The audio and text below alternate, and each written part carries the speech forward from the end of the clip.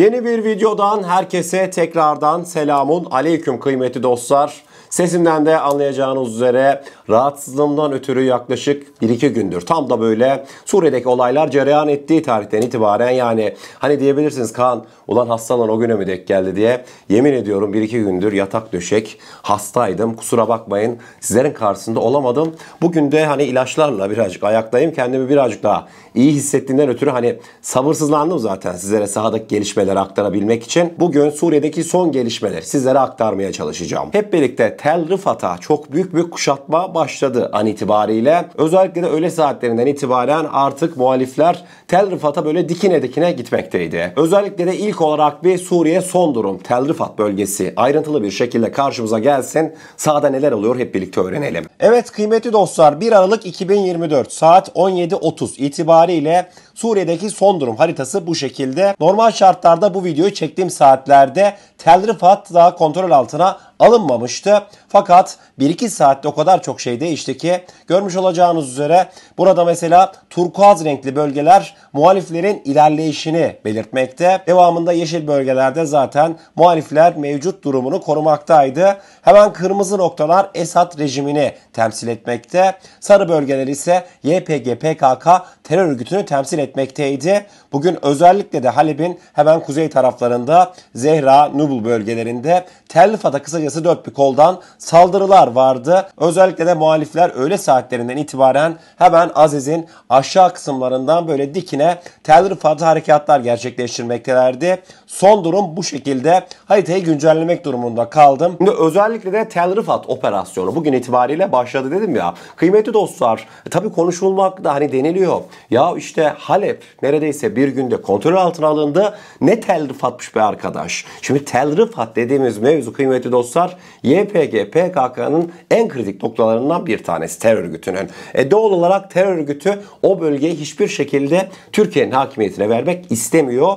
Yani Halep'te doğru düzgün çatışmalar yaşanmadı rejim kuvvetleriyle. Ama Tel Rifat öyle değil. Tel Rifat'ta gerçekten de çok sıcak çatışmalar yaşanıyor. Zaten sabah saatlerinden itibaren sürekli YPG PKK'lı bazı kuruluşlar işte 10-15 ölülerinin olduğuna dair yalan rakamlar bunlar, tabii daha fazla gerçekte de. Yani çatışmaların yaşandığını bilmenizi isterim. Tel Rifat şu an belki de muhaliflerin operasyona başladığı tarihten itibaren ki en sıcak çatışmalarına tanıklık eden şehirlerden bir tanesi. Burası önemli. Şimdi tabii Türk Silahlı Kuvvetleri sahada bizzat var değil. Şu an Türk Silahlı Kuvvetleri sahada piyadeleriyle yok. Ama kıymetli dostlar, Türk Silahlı Kuvvetleri aslında çok önemli bir desteği de Suriye Milli Ordusu'na sağlamakta. Hangi destekten bahsediyorum? Zaten videomuzun başında gördünüz. Şu an kıymetli dostlar muhalifler nerede? Hemen Aziz civarında değil mi? Dün gece saatlerinden itibaren hastaydım belki ama gelişmeleri de an be an takip ettim. Özellikle de açık istihbarat kaynaklarını bayağı bir araştırdım.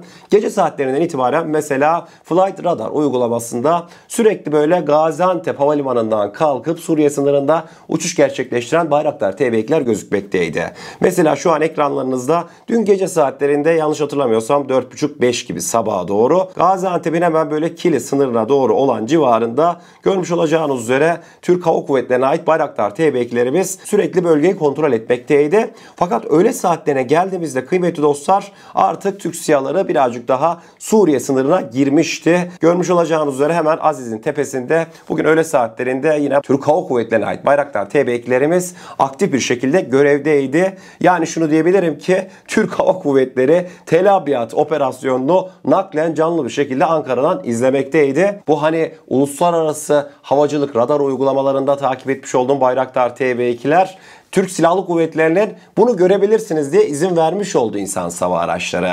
An be an mesela bu sizlere göstermiş olduğum insansız hava araçları transponderlarını kapatıyor. Daha sonra ne oluyor? Bir operasyona gidip geliyor. Yani olayın Türkçesi bu. Yani bana demeyin Kaan işte Türk SİHA'larını ifşa etme diye. Böyle bir şey yok. Herkes görebiliyor bunu. Yani devamında şunu da diyebilirsiniz.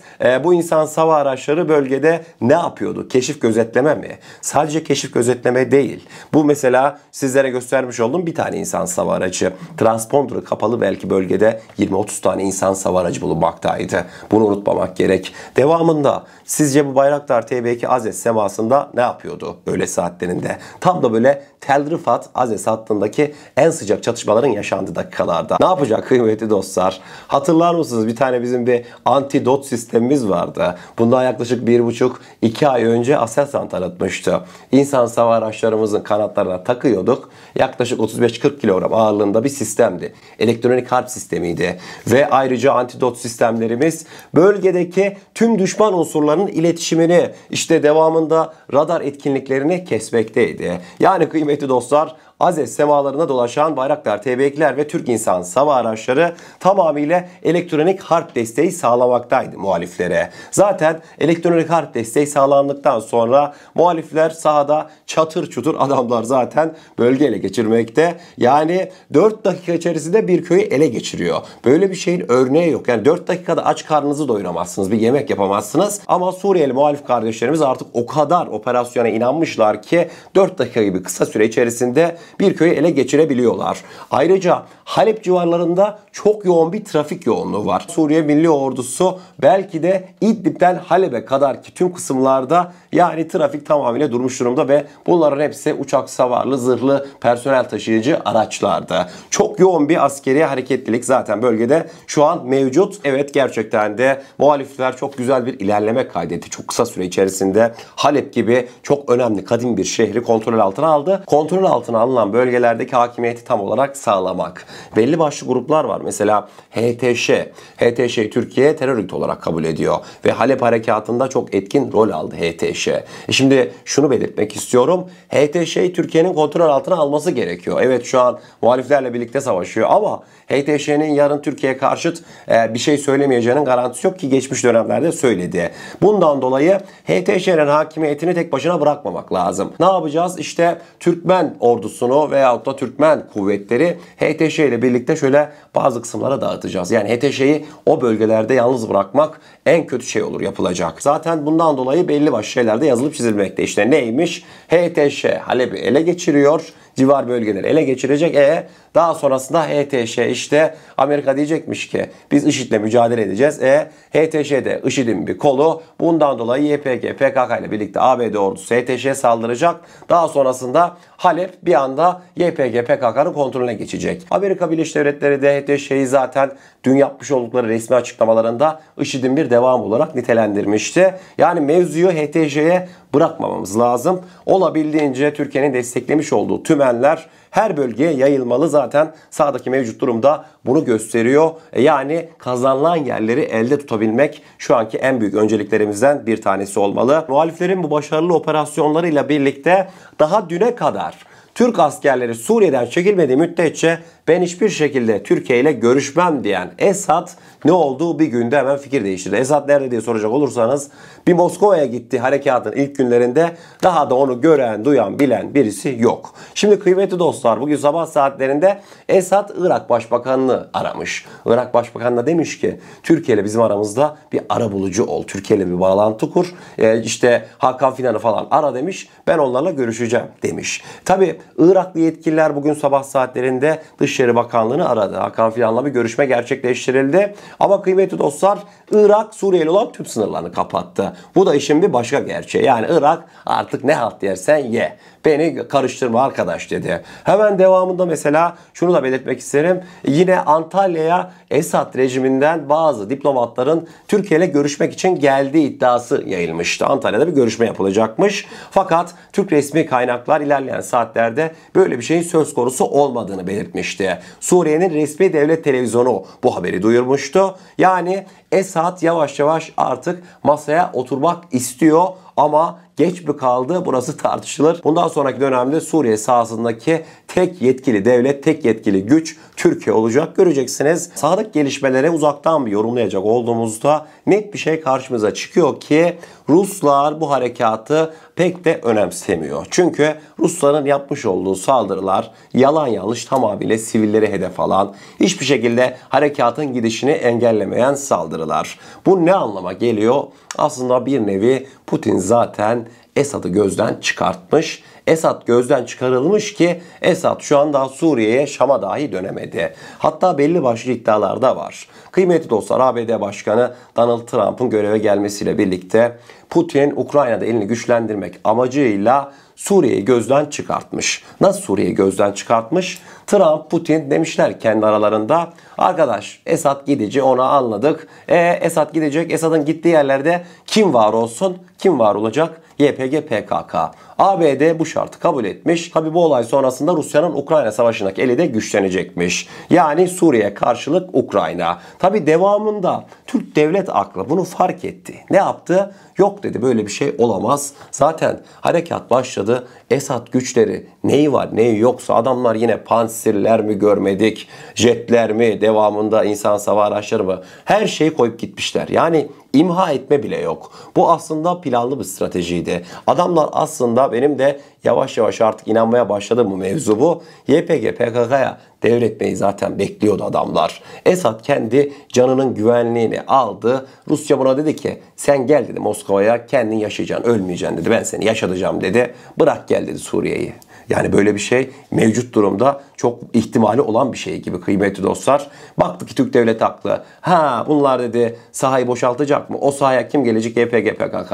Yok arkadaş böyle bir şey dedi. Hemen Suriye Milli Ordusu operasyonu çekti. Dediğim gibi hiçbir zorlukla karşılaşmadan Halep'e kadar 1-2 günde inilebildi. Bu gerçekten de çok kritik bir olaydı. Yine bu konuya dair yorumlarınızı alt kısımlarda belirtebilirsiniz. Bir beyin fırtınası beraber tartışırız. Güzel olur. Şimdi hemen akabinde tabii kıymetli dostlar, muhaliflerin operasyonlara başlamasıyla birlikte Rusya'da da çok çalkantılı bir döneme girildi. Özellikle de Suriye'deki Rus faaliyetlerini yöneten komutanların birer birer Putin tarafından görevden alındığı belirtilmekteydi. Görmüş olduğunuz bu Rus generalin adı Alexander Yurovich Chayko. Chayko dün yaşanan hezimet sonrasında Putin tarafından görevden alındı. Şimdi bu Chayko'nun geçmişi, sicili bayağı bir kabarık. Kıymetli dostlar, Chayko hani 34 vatan evladımızı şehit etmiş olduğumuz İdlib saldırısı vardı ya, mekanları cennet olsun. İşte o saldırının emrini veren Rus komutandı. Yani kıymetli dostlar, dün bu Rus komutandan Allah'ın izniyle intikamımızı aldık. Keşke şehitlerimiz olmasaydı ama kabirlerinde nurla dolsunlar, mekanları cennet olsun. Bu şekilde hani belki evet geç kaldık ama bir şekilde de intikamını aldık. Belki de canını zor kurtardı. Yani Ruslar üsleri o şekilde boşaltmışlar ki gider ayak. Hiçbir şekilde arkalarına bakmadan. Mesela bir video var. Türkçe konuşan bir kardeşimiz bir hava üssünde Rus bayrağını indirirken video çekmiş mesela. Video bu karşımıza gelsin. Elhamdülillah. Halep havaalanındaki Rus üssündeyiz.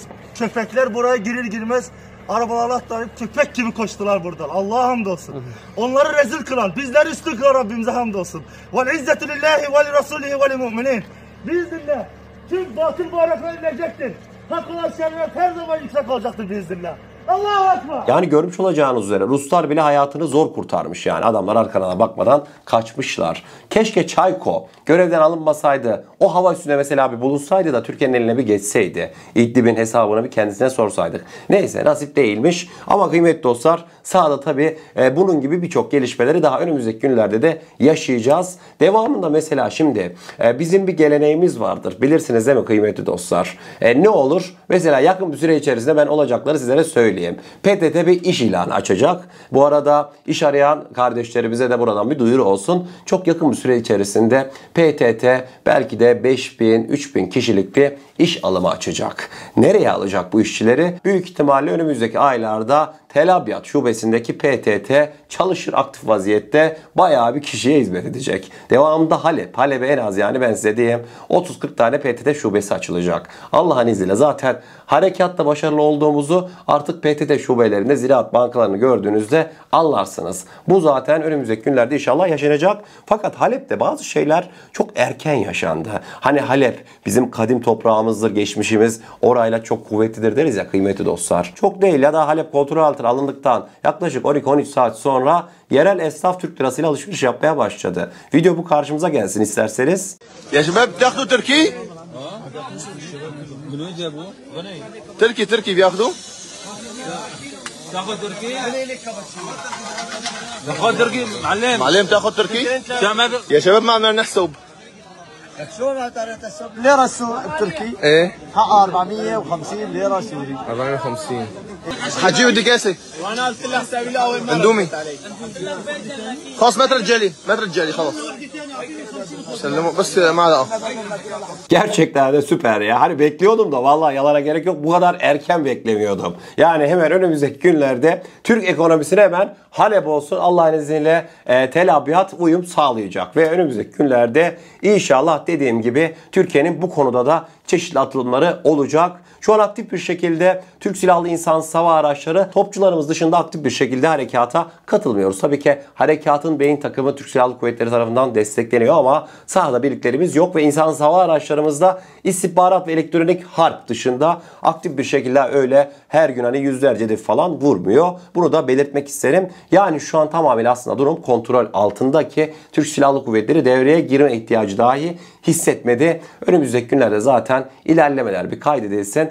Elde tutmak için kazanılan alanları zaten Türk ordusu profesyonel bir şekilde daha önce nasıl yaptıysa yine aynı şekilde sahaya inecektir. Valla bugünkü gelişmeler bu şekildeydi. Allah izin verirse sağlığım saatim iyi olduğu müddetçe sizlere gün be gün gelişmeleri aktarmaya çalışacağım. Hakkınızı tekrardan helal edin. Sesimden dolayı da kusura bakmayın. Eğer kanalımıza ilk defa gelmekteyseniz kanalımıza abone olarak bizlere destek olabilirsiniz.